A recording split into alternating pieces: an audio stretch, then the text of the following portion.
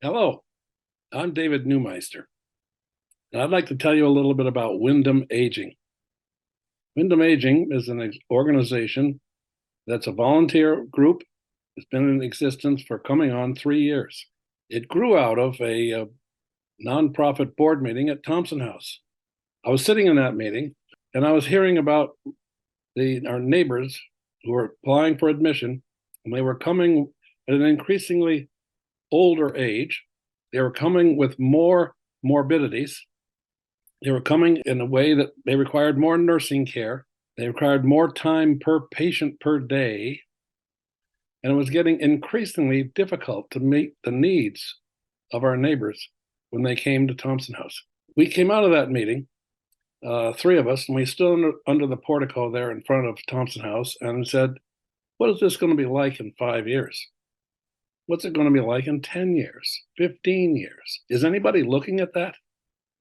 The three of us who were standing there were Carolyn Taylor-Olson, retired internist here in Brattleboro, Roger Albee, retired former administrator of Grace Cottage Hospital and former Secretary of Agriculture here in Vermont, and myself, David Neumeister, a retired dentist. So we stood under that portico and said, we needed to start doing something about this. Let's figure out how serious the problem is. So we started meeting over coffee. We met 2 or 3, 4 times. We came across this graph. Now, this graph shows the age change from 2015 to 2030. If you took all the children who were 17 in 2015 and all the children who were 17 in 2030, it would decrease by about 10%. 36 to 45, more people. But look at this, 45 to 65 in that 15-year period, 40% decrease. That's right now.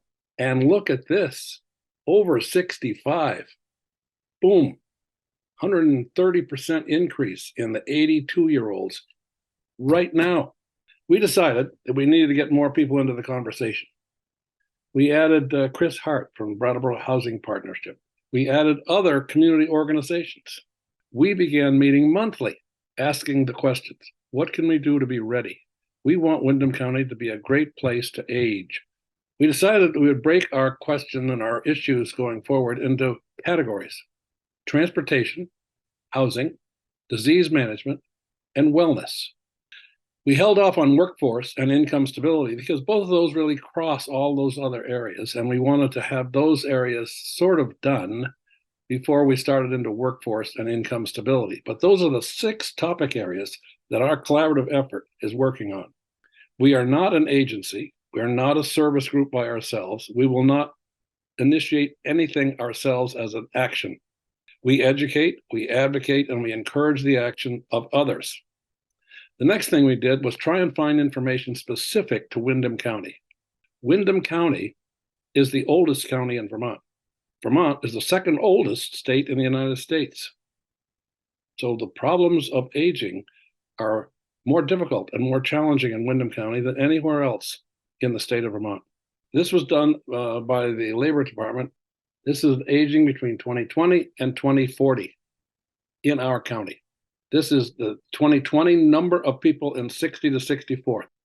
This number comes down because there's no 50-year-olds today coming into this stream. The 65 to 69 goes down, but a little slower. The 70 sort of flat for the next few years, 15 years, and then drops. 70 to 75 stays up. 80 to 84 stays up. 85 escalates every year. What does this mean for dementia memory care units? What does this mean for the number of people that will need to be in a wheelchair to get access to facilities? To give you a sense of this, between 2020 and 2040, the number of people over 70 will increase by 52%.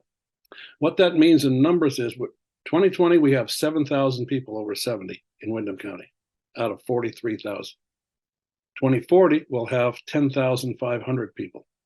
The change in that 20-year age span, over 75 goes up by 50%. Over 80, 127, 160% for over 85 in that 20-year span.